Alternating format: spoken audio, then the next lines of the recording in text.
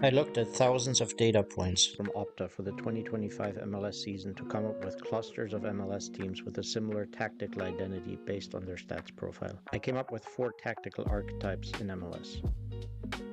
Number 1, the controllers. These teams are characterized by high possession percentages of the ball and an aggressive pressing style near their opponent's goal. A good way to measure that is to look at the ranking of teams by the number of turnovers they created high up the field. Controlling teams are last year's MLS Cup finalists Miami and Vancouver, who both dominate possession and press the opponent near their goals. 2 other examples of this tactical style are also San Diego and Columbus. San Diego actually clearly led the league with average possession of 62% and also ranked highly for high turnovers created. 2 additional teams with a similar stats profile are Seattle and Red Bull.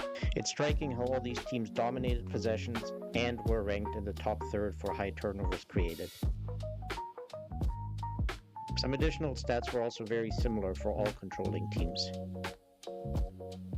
They have a high number of build-up sequences per match, and their average starting position is also amongst the highest in MLS. That means they generally gain the ball closer to their opponent's goal compared to more deep defending teams.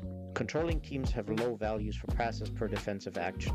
This metric represents the number of passes that a defending team allows before they tackle, intercept, or foul the opponent.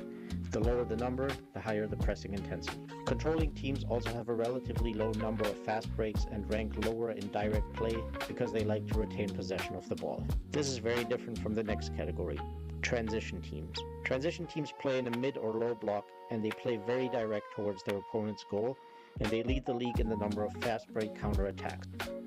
Typical transition teams are Chicago, Orlando, and LAFC, who are number 1 to 4 in MLS in both the number of fast breaks and direct attacks per game.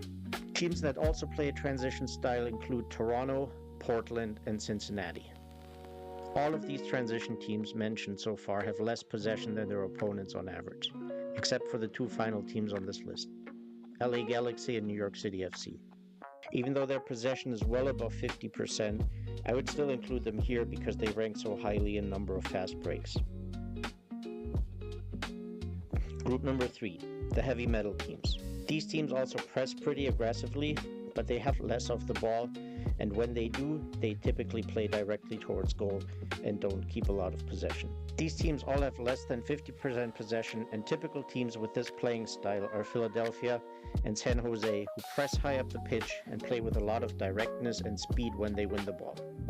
Other teams that fit this profile of low possession, high pressing, speed, and directness are Colorado, St. Louis, Nashville, Kansas City, Salt Lake, and DC United.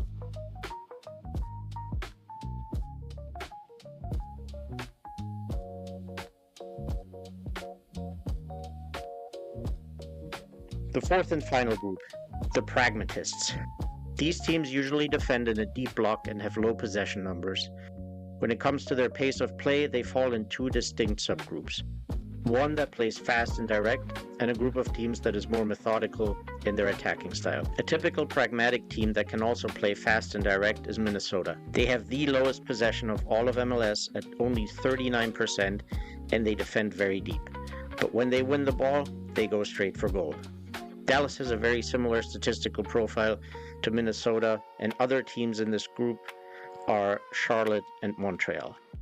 Within the group of pragmatists, the more methodical teams are New England, Houston, Austin, and Atlanta. These teams also have possession statistics below 50% and defend quite deep. When they win the ball, they take their time to move towards their opponent's goal and play less fast than the first group.